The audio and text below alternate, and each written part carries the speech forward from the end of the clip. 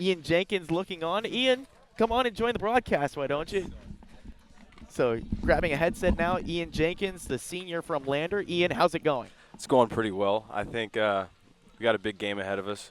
We got a guy we trust in on the bump, and I think the bats are ready. Woke up, the last half of the game, or really the last half inning. So I think we're ready to go, man. So yeah, talk us through that thought process. The bats were struggling the first 6 innings of that ball game, then broke out, fell short, but got them awake. What was the thought process in the dugout about how do we break out and set yourself up for the second game? Yeah. So honestly, it's just baseball's hard. Hitting the baseball is the hardest thing to do in all of sports. So you just got to grind it out and continue to grind it out.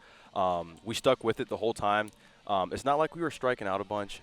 We'd had some really good at bats. Some guys just missed balls. So it was really just bearing down and just making that small adjustment here and there. Just get the bat on the baseball, making things simple. This thing is so complicated that you can't complicate it. You got to make it as simple as possible. Just get the barrel there and see what happens. Of all my years in baseball, you're one of the smartest guys when it comes to hitting. What have you been, telling guys on this roster about how to improve their swings throughout the course of the year? Yeah, so I think I take a tailored approach instead of a cookie cutter approach. Every guy needs something different. I would tell Gary Garrett one thing and Chandler Muller the complete opposite. So it's like I said, it's tailored to the hitter and kind of what they're doing day to day. I always say the swing is like handwriting. Your handwriting is never the exact same day to day. The swing's the same, so that's why you have to continue to make adjustments. So coming in here to Game 2, you're facing a pitcher that had a lot of success against the T-Bolts in his last outing. How do you make adjustments to face Michael Nastro? Michael Nastro. So Michael Nastro is a former teammate of mine Yes. at Lander University. He's got a really good changeup. And his fastball is like an invisible. It just goes through bats sometimes.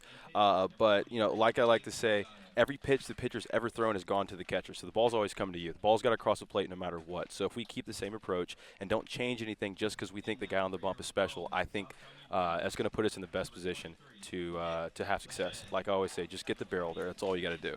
We talk so much about your bat, but your glove has gone leaps and bounds. You've developed an acrobatic act out there in the outfield. I know you don't necessarily plan on making those outstanding plays, but it just happens. What's your thought process like trying to track down balls that might be on the edge of your range in the outfield? Yeah, so I really got this from my dad. He said, don't be afraid to fail. And what he means by that is give it your 100%. Even if you don't think you're going to get there, give it everything you have just in case you do end up making the play. So I'm just not afraid to fail in the outfield. So the T-Bolts are about ready to take the field here. I'll let you go, and you're DHing tonight. Good luck to you. Thanks for having me. As we're going to step aside here for the national anthem from South County High School. Thank you to Ian Jenkins for joining us before the game. And as teams line up, we'll step aside, but don't go anywhere on the T-Bolts Radio Network. It's a pitcher's duel, but all it takes is one swing of the bat to get it. And they got it from Justin Carboni as he joins us now in the T-Bolts radio broadcast booth. Justin, how's it feel to get this 2-1 win? Oh man, it was unreal. It was so much fun to finally get a win. We've been waiting a while for it and finally got it. Heck yeah.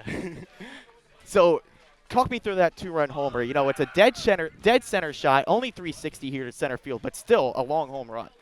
Yeah, no, I was just looking for a pitch to drive the other way. Got one down the middle, got lucky, and just put a good swing on it, and a good thing happened. First bomb in a while, felt great. So, talking about it, hitting the late stretch of the year, you get your first home run of the year. The power is starting to trickle through this lineup. How is this lineup starting to gain that confidence in the late stretch? Yeah, I think as we get more ABs and get more comfortable in the box, we're definitely going to hit a hot streak and looking forward to the rest of the season so we can ball out. Busy late season schedule, a couple of double headers coming up, and you get a big split here tonight. How do you carry that momentum into the late stage of the year to try to clinch a playoff spot? Yeah, I think the biggest focus is just having fun and staying locked in. Don't get too hesitant out there because, we still got a lot of games left and we got to ball out for that playoffs. Appreciate the interview. Appreciate a big it. 2-run home run for Justin Carboni, the deciding factor in this ball game. And as Jacob Goldberg steps back in, final thoughts on the ball game. I'm here with Brock Hunter, head coach of the T-Bolts. And Brock, we just passed the halfway point of the season. What's your impression on the team so far? I've been saying it from day one. This is probably my favorite T-Bolts team we've had so far. Just in terms of the record, we're probably not there right now. But, I mean, hitting-wise, I don't think we've had a team like this since probably 2019. And just looking at the scores and everything, I think we've only had 2 games that have been out of reach out of, all of our 20 games. So we're there every game, and we're starting to get hot, learn how to play together. I think second half's going to be real good. T-Bolts starred in the All-Star game last night in Bethesda. How do you think they looked? We look solid. For those that were there at BP, I think we put on the best show for the people there, hitting balls well into the woods from Jenkins and Waugh. During the game, it was mostly a pitcher's duel, but I think Jenkins recorded the first hit of the game, which was cool, and we looked solid. It's a good turnout. We talked about the hitting a little bit, the pitching. It's been some struggles so far this year, but some bright spots as well. Can they find the consistency this year? It's just been kind of a struggle finding a role for everybody, but I think just the past few games, everyone's kind of settled into where they're going to throw, when they're going to throw, and what their job is. So really looking forward to the second half with those guys. That was Brock Hunter. Aces T-Bolts coming to your way on the T-Bolts Radio Network.